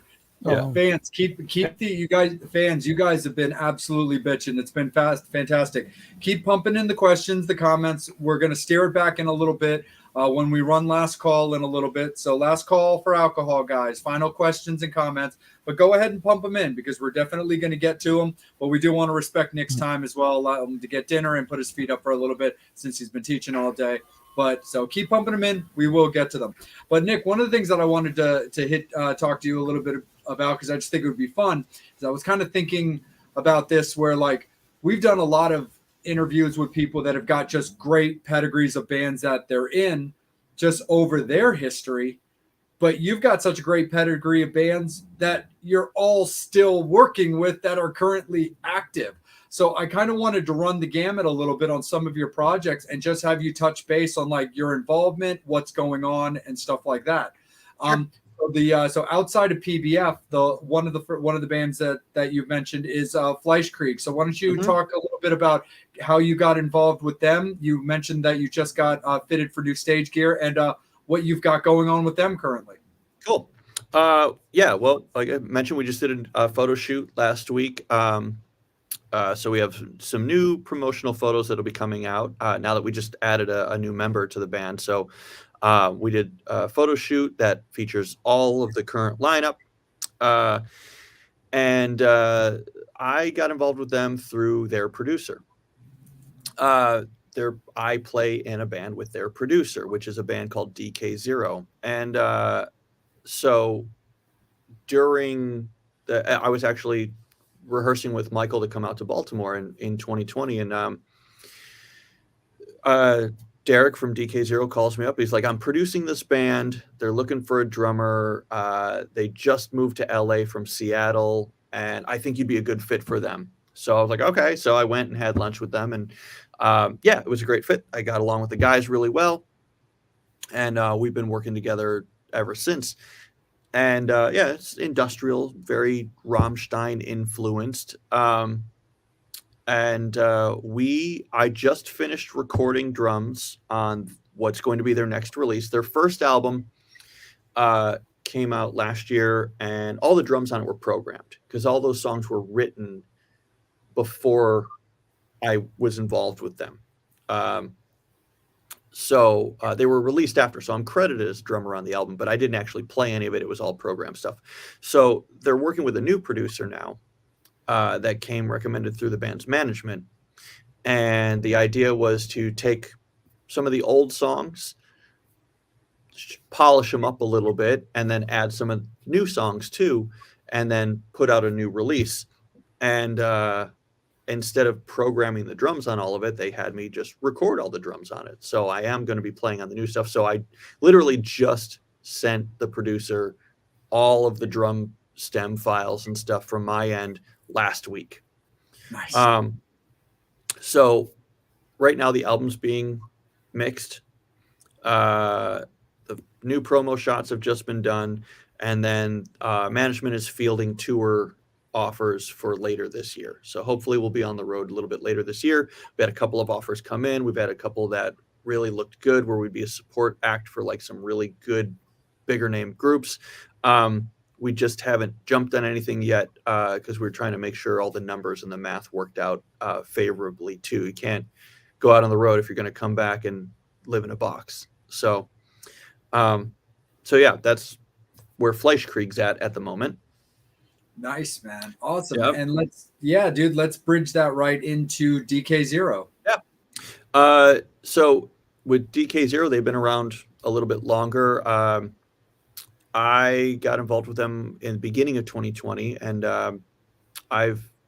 we've played a couple shows. We did a short tour last year, but we haven't done much live stuff in recent years. Again, had some offers, but nothing quite panned out. Nothing quite made sense. They did one show, but it was like a small thing. They didn't have the whole band out a couple of weeks ago. But we have released 2 new songs this year. One of them came out on Valentine's Day. One of them came out, I think it was in January that it came out, or maybe it was before the holidays. I don't remember. But we had 2 new music videos and 2 new singles drop on Cleopatra Records recently. And so, and those videos, those are awesome and really, really slick, really well produced and stuff like that. So right now we're kind of riding the wave of the 2 new singles that are out, and they've been doing really good, and they're getting a lot of attention. They're getting a lot of streams and a lot of views on the videos and stuff like that. I think just in under a week, it was like 20,000 views in just a few days or something on the new video. So I'm not exactly sure what's going to come up next. It seems like, every so often an opportunity pops up, and then our group text, it's like, hey, we got this thing. We're going to do this on this date. Okay, cool. But ironically enough, even though we don't have anything on the calendar for this year at the moment, they're the band I actually speak to most frequently. We have a group text with the 4 band members that's just nothing but like the most inappropriate things we can find on the internet. Nice. And it's daily. It's daily. So I actually talk to like I said, even though the band's not doesn't have a tour on the calendar right now, I talk to them every single day. That's awesome. As sort of like an extension from this question, on that question, because I wanted to ask you this personally. Like, I remember, you and I talk pretty regularly, and I remember one time when I was actually at my restaurant just having a cleaning day, you and I were on the phone just talking about what's going on and this, that, and the other thing. And you know that I'm a really big 69 Eyes fan. Yeah. And so I wanted to bring up the fact that you and DK0, you guys recorded with Yerky for his solo album, because you did, I believe, the Tiffany collaboration for Don't You Want Me, Baby. Yeah. Yerky and Tiffany did a duet of Don't You Want Me, and it came out really great too. And that was another thing where Derek from DK0 just hit me up, and he's like, I'm producing, I'm doing production on this song through the label because we're all on the same record label. I'm doing a production on this. I really think this song should have live drums on it. And I was like, okay, when do you need it? And he's like, now. So literally like the next morning I went and cranked out the drums for that and sent it off. And yeah, it's on Yerke's solo album. And the thing is, like, I've never met Tiffany. I've never met Yerke. But I'm on a song with both of them, which is kind of cool. And now I am going to get to go on tour with Yerke because Pretty Boy Floyd is going on tour with 69 Eyes this spring. I saw it. It's West Coast, and I've never felt more slighted in my life. But I won't lie to you, Nick, for real, and I will make sure that you know about it. I'm really staring a hole into that Reno show, and I'm going to try to make it happen. That'll be a good one. That's going to be a fun one because then after Reno, we go our separate ways. They're playing in Vegas the next day, and we're playing somewhere, I think, in Northern California the next day, and then it's over for both of us kind of thing. So the Reno show is the last show we're doing together on that tour. And if you fly out, man, it'll be worth it. It's going to be a really good tour. It's going to be a lot of fun. I'm looking forward to actually getting to like shake Yerke's hand and be like, hi, I played drums for you on that song, It's always kind of cool doing that. So, but that tour is going to be awesome. Like May can't get here soon enough. I know we're going on the road in April and we're headlining a bunch of stuff in April, but May's when we're going to be out with them, and that's going to be fun. So. Hell yeah, absolutely. And we've mentioned his name a couple of times, but what can you tell us about what's going on with Michael Grant and the Assassins? Right now, your guess is as good as mine. I haven't spoken to him. Yeah, I haven't spoken to him recently. I know we were supposed to come out and do the Masquerade thing last year, which was cool because I was going to play, one night with Michael and then the next night with Pretty Boy Floyd. And unfortunately, he had to pull out of Masquerade, and I haven't really talked to him since then. That was last summer. So unfortunately, yeah, I haven't heard from him. I haven't really talked to him. I think he's kind of laying low right now, and I wish him the best of luck, and I hope that he's doing all right. But yeah, maybe maybe tomorrow I'll just shoot him a text and just check in with him and do a little wellness check and stuff. I know he moved out of Los Angeles a couple years ago, and anytime I've talked to him since then, like, I'm always wondering, I'm like, you doing good? And he's like, dude, so much better. Like, he's getting out of LA was like the best thing in the world for him, and especially because he's got a kid now and everything. So I think he's just kind of caught up in that dad life right now, which like, as he should be when you have, a kid who's only like 2, maybe going on 3 at this point, like kind of all encompassing. So my guess is that he's just kind of all embracing dad life right now, and good for him, Yeah. And I think because I believe that was also like at that time, I think that was around the time that you and I were having our Yerke conversation with DK0, because I think you and I were actually on the phone trying to collaborate calendars, because you keep yourself, obviously, you have to keep your calendar up to date and stuff like that. Like on your website, you were talking about how like you keep basically a tour calendar where also people who are interested in working with you know whether or not you're available. Yeah. And I remember part of that conversation was because I had the rough schematics of what the set times, the lineups per day were. So I was trying to keep you in the loop. I was like, well, Brad's got Michael on this day at this time. He's got PBF on this day at this time. So I remember we were doing that.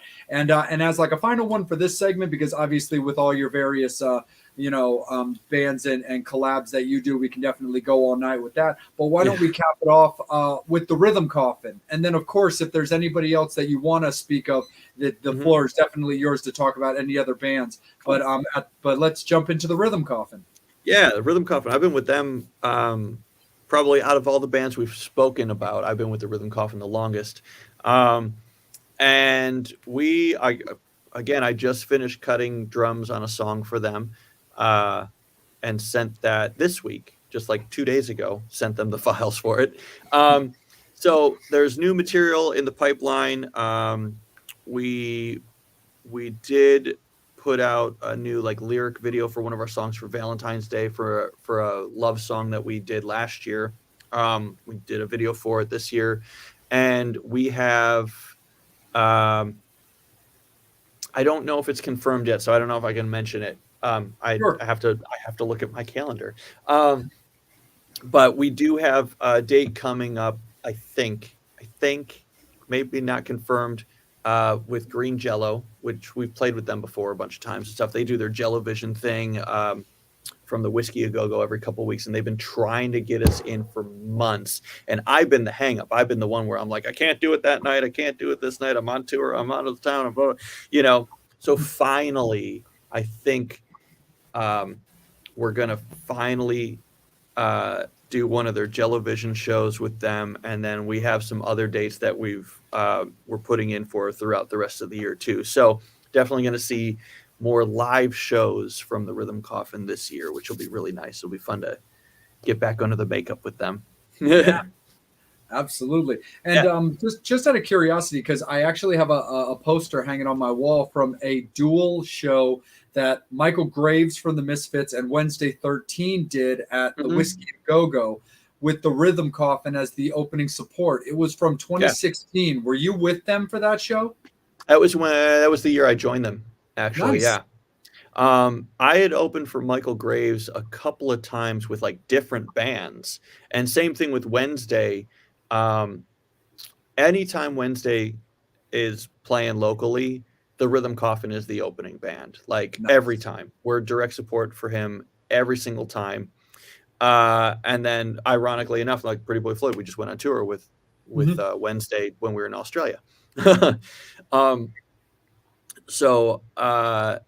Yeah, that show with the Rhythm Coffin, I don't remember the date of it, but I joined that band did I join in 2016 or 2015 now? I don't remember, but yeah, I was around for that because hey Angel, make me the big picture, bud. You gotta you didn't have to take it off the wall. It was right around the corner, dude. I'm the big picture. Oh yeah, I remember that picture now. 7 Days Lost. Halloween 2016. Oh, Halloween 2016. All right. I did not do that show. I think I joined the band just after that. But here's the funny thing. So they like a couple years before that, they had contacted me about playing drums for them, and I went, we jammed, we had a great time, but my tour schedule at the time didn't permit me to do it. And I stayed in touch with them, and when they were rehearsing for that show in the studio next to me with a fill-in drummer. And they did, I think that was the last show they did they had like this fill-in drummer. And I remember they were in the studio right next to me, so I could hear them on the other side of the wall. And I went into their room and hung out, blah, blah, blah. And then right after that show, they called me and they're like, do you got someone you can, we know you're busy. Do you have someone you can recommend? And I just said, stop looking. I'll do it. Don't worry about my schedule. I'll figure it out. I'm your new drummer. That's awesome. Yeah, it was actually right after that show. It was right after that show that I joined the band. Oh, that's funny. Yeah, and well, it's funny because I took this poster. Well, I also love Halloween Part 3, and right before I cut you loose, we'll talk a little bit about horror movies. But I've always loved this poster, and because my buddy Arturo is Michael Graves' manager. Oh, and, cool. So Arturo is a doll. Like that dude unloads Michael Graves stuff on me. But he had given me this poster, and I took it when I interviewed Wednesday when he just came through Baltimore like 4 or 5 months ago. And the funny thing is, so I put this poster down for him to sign, and Wednesday's great. I've interviewed him a bunch. I've met him a bunch. I love him to death. It's a very clear poster of where the people are. And he felt the need to put his signature right under Michael. And about like a month later, Michael Graves came through with Arturo, And so when I brought this poster for him to sign, I even said that just because it is funny. I was like, well, Michael, Wednesday decided to own your side of the poster, which means you get to own Wednesday's side of the poster. So that's what Michael did. He put his name. That's right awesome. Wednesday, I think 13. that's funny. Sign the opposites. That's great. But I love Season of the Witch. I think that movie is freakishly underrated. It very much is underrated. I actually have a copy of the. I met the guy who did the score for it recently, but I have a signed copy of the score from the album from him too. Oh, that's so cool. Yeah. Hell yeah. Angel, let's bring you back in, brother. Questions, of course, from yourself. And also let's clear the board of any questions for Nick. Yeah. Let's clear the board. Your most annoying fan experience. Most annoying fan experience. Who got off the stage while you were playing? Yeah, I don't know. There's. Well, yeah, I think that's it. I think it's fans that feel the need. They can approach you like mid-performance. I think where this happens the most is when you're playing small clubs, where like the security's not really there, and you're a little more surrounded by the audience. They're a little more on top of you because of how small it is, and they can kind of get side stage and sort of try to get your attention. That's definitely the most annoying is trying to interact with me while I'm like in the middle of a show. Leave me alone. Let me entertain you. We'll talk after. You know? Yeah. Your 5 favorite albums. I don't know if I'm going to be able to do that one. I don't know if I'm going to be able to narrow it down to 5 favorites. Because they rotate in and out of my car and off my playlists and stuff like that. So I don't know if I can pick 5 favorite albums. There's just too much. There's too much out there. You know, I can say there's some steady rotations of like some old White Zombie stuff in my car, and Metallica stuff and Aerosmith stuff and Godsmack. I'm a big Godsmack fan, but I don't know that I can even narrow it down to one album from any of those bands. It's just like I like those bands, so I rotate their albums in and out of my playlists. And another question, have you ever played in Billing, Montana? I don't think so. I not that I can recall. Not that I remember off the top of my head anyway. Been to a lot of places, a lot of cities and states and countries, and I don't think Montana is one of the regular stops. So I can't say I've ever been there. I actually kind of like that question. I like this question. Yeah. It's just a very uniquely specific location. Right? It was. I'm guessing someone lives there or something. Maybe I've driven through it. I don't know. I just thought that was cool. Most unusual I like this band name. My most unusual band name. Most band names were kind of straightforward and to the point, I guess. But there was one. My second like real band that actually did stuff, like actually toured and released material and stuff like that, was called Mad Yellow Sun. And how we settled on the name is me and the guys from the band were trying to choose a band name. And we had started playing together. We started writing some music together. We started going to open mics and like playing. The first night we met, we went to an open mic and played that night.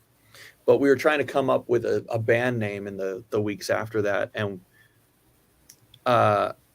our singer, we had 2 names written on a napkin. One was Lemon Yellow Sun. And I was like, that's dumb because it's like lyrics to a, Pearl Jam song. And he was a big Pearl Jam fan. And I get it. And I was like, we're not naming our song after lyrics to somebody else's song. And the other option was Mad Yellow Sun. So we went up to some girl at the bar and we said, which one of these do you like better? And she liked Lemon Yellow Sun. So we chose the other one. That's amazing. But we went in going like, whatever she says, we're going to choose the other one. Like, and that's how we're going to flip this coin. So it like Mad Yellow Sun, just it didn't make any sense. It was just a name that we came up with, and it made no sense. And ironically enough, that band actually did really well for a while. So, favorite record label. Well, I'm gonna have to say Cleopatra because 2 of the bands I'm in are with Cleopatra. So, and plus they have a lot of other really good bands that I like. They Bush and Megadeth, and they release a lot of good stuff. So, I'm gonna say Cleopatra. Nice. And my question for me is, which is the best drum intro? Guns N' Roses' Use Your Illusion or Judas Priest Painkiller? They both have really killer drum intros. They do. I'm gonna go Priest on this one. I'm gonna say Painkiller though, because that's like instantly. I was having that conversation with somebody not that long ago. It's so instantly recognizable. Of like anybody who knows anything about classic metal is gonna they're gonna hear that and instantly know, oh, this is Judas Priest. Like you're gonna know what song that is, So I'm going Priest on that one. I will say it also it's fresh on my brain also because you just you put out a little video of it as well, but also just being the PBF just legit fan that I am as well. Electric Boy, Leather Boys actually has a really great drum intro. You know what? It's fun, it's cool, but it's a little basic. It is. And it's a little basic, but it's effective. So I've always been trying to like figure out a way to spice it up a little bit where it's like, if you listen to it on the record, it's one thing. And I've always played it exactly as it is on the record, but I have been trying to be like, well, what if I just move my hand to that drum first and then follow with it and just give it a little bit different of a dynamic to make it sound a little smoother and less basic, even though it's still kind of easy. I'm always kind of playing with it a little bit. And then, it blasts into that double kick and you're playing on your ride cymbal, but because it's all triplets, like, and this is getting into music nerdy stuff now, but because it's all triplets, my ride cymbal, I use very thick, very distinct, bright sounding ride cymbals because that's what you do when you play in heavy rock music. And it doesn't sound right with that intro for me. Like I don't like the sound of my ride cymbal in that intro and only that intro. Every other song, like, no, my ride's perfect for it. So I'm always trying to be like, what can I do differently with my ride to make it not, because it's too defined and too clear that it sounds awkward with the triplet thing. I don't know. I was thinking about maybe I'll do it on a crash so it's a little washier and a little less distinct, so the triplet feel is all felt with the kick and the snare instead. Mm-hmm. I don't know, but it's funny that you bring that one up because like it's a cool drum intro. It's a really like definitely lets you know the show is starting right now. Right. But it's always something that stuck out in my head of like, how can I make this better? Oh no, for sure, because you're right in every way. And I mean, yeah, I'm a huge PBF fan, and I do love that song. It's still to this day is my favorite PBF song. So I was actually just telling my girlfriend the other day that I love PBF shows because I get my favorite song right off the bat. Oh yeah. But I also just like the way that song just kind of happened to be designed because just the levels are cool and they're interesting to me because while it is basic, yes, it's a very defined drum intro that then leads into the next level when the guitar is coming in to join and the bass is coming in to join, and then the last person, then the backing vocals come in for the woes, and then you finally get Steve. Like the song itself is like 5.5 minutes long. It's all just layered. All these layers in the intro because and that's the thing. People, you have to actually kind of look at your time ticker on your car or your CD player or your iPad pod or whatever. If you're watching it, to actually realize that you don't even really get Steve for like 1.5 minutes. Mm-hmm. Yeah, it's a long intro. And I think I'd have to go back and listen to the original record, but I think live we even play it longer. I know there's the bridge section where it kind of breaks down and I go back into that intro double kick thing in the bridge. That we do longer than it is on the record. Live, we'll play that. We play an extra few bars on there. Oh, right on. Yeah. So it's a little bit longer. So the song itself is, whatever it is on the record, we make it longer live too. But it is cool because it has those layers and stuff. And yeah, we always have it as our show opener. I think only once we didn't play it as the opener. We played it like third in the set, which was weird, but we decided to just mix it up one day when we were playing, and we're like, let's just do this first instead. Okay. and like I said earlier in the show, like we always treat our show with our various members and stuff like that as a fraternity and stuff like that. And I feel like PBF has a very similar camp because you had JK Famous play with you recently. Yeah. Chris couldn't do our last show because it was a makeup date. We were supposed to play a venue that shut down in January, right around my birthday. We're supposed to play a show, and the venue closed, and it was rescheduled for a later date at a different venue. And when they rescheduled it, Chris wasn't available that day due to a prior commitment.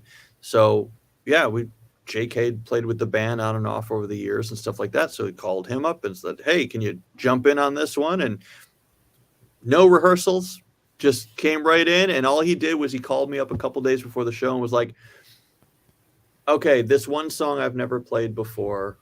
And I said, great. Here's what you got to know about it. X, Y, and Z. We end it like this. Watch me for the cue.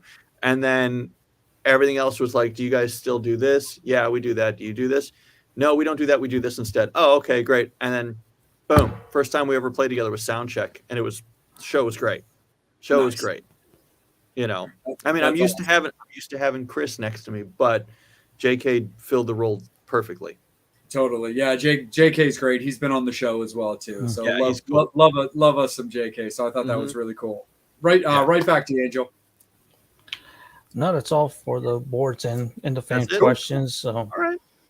Awesome. We appreciate you putting with us for 2 hours. And look, if it wasn't for Pretty Boy Floyd, I would have never met my girlfriend. So happy birthday, Joanne.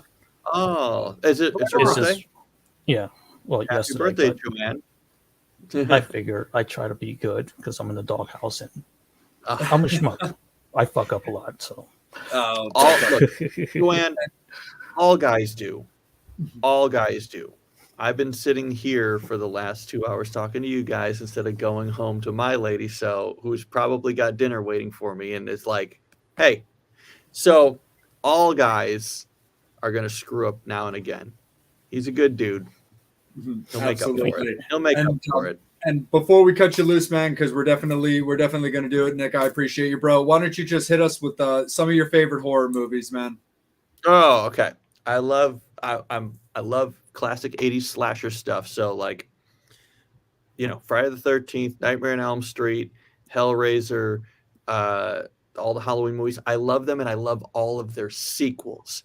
And yes, I love the Halloween sequels. Halloween 4, 5, and 6. I love all three of those movies, and all the naysayers can go to hell. I did not like the new ones. Still haven't even seen Halloween Ends because Halloween Kills was terrible. So I love those, and I love the classic Universal Monster black and white films as well. I also own all of those deluxe box set editions with all the extra stuff. So me all too. The Frankensteins, I own like 5 copies of Dracula for some reason. The Mummy, the Wolfman, I love the Invisible Man, and those are the classic Universal and the 80s slashers. That's my jam right there. And actually, a real quick love to the Browning family on their recent loss with Rico, the last original Hollywood Universal monster. I saw that today. So love and respect to the Browning family, and our condolences to your loss. Yeah, I saw that today. That was very sad. So it was like, man, we're finally at that age where all the originals are going away now. Absolutely, man. That for sure, man. But yeah, all that stuff is great, man. Like horror is what we do, man. That's it, man. And That's my jam. And to put a little bow on everything before we let you go, as I knock my light over, is even though we talked about those 3 words and you getting them, plug your socials, bro. Where can you be found? Everywhere that it says Living Dead Drummer. So I got livingdeaddrummer.com, but Facebook, Instagram, Twitter, those are the social medias that I use most of the time. Twitter, not so much. YouTube, I got a YouTube channel. So everything is just at Living Dead Drummer, all of it. I had to spell it weird with Twitter though, because they didn't allow you enough characters. So it's like Living Dead DED Drummer, no G in living and no A in dead. It was still just, if you just search for Living Dead Drummer, I'll show up. So anywhere, literally anywhere you search Living Dead Drummer, you're going to find me. That's awesome, man. Well, Nick, thank you so much, brother. We appreciate you guys. Anything you need, reach out anytime, man. You know I got you. I mean, your family, I love you, bro, and I appreciate you you picking up the phone and being down for the experience. And the big thing that matters to us is that, did you enjoy yourself? Did you feel this was worth your time? I had a great time. I would love to do this again. You guys are both great. I thank you so much for reaching out and asking me to be on and stuff. This was awesome. I loved it. Fantastic, man. Metal Summoners, thank you guys so much. The show wouldn't be anything without you guys. Thank you for a fantastic 3 years. And on behalf of myself, Angel, of course, Bobby, and Steve, we'll carry it on as long as you guys enjoy us. And we look forward to making our way up to our 4-year anniversary. So Metal Summoners, thank you guys so much. And on behalf of the Metal Summit, make sure you hit us up on all of our socials, Instagram, Facebook, TikTok, Twitter, all of that. We have merch. We have Metal Summit t-shirts for the first time ever. Hit me up on Facebook, DM me, and I can let you know all the info you need to know about how to get your hands on one of those, because we'd love to see Metal Summit stuff all over the world, just like Nick loves seeing Living Dead Drummer stuff all over the world. So, right.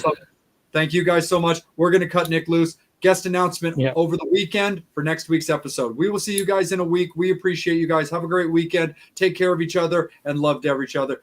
To everybody, support live music and support Living Dead Drummer, support Nick, support Pretty Boy Floyd and all of his projects. We'll see you guys in a week. We love you. As always, you've been watching the Metal Summit. Thank you.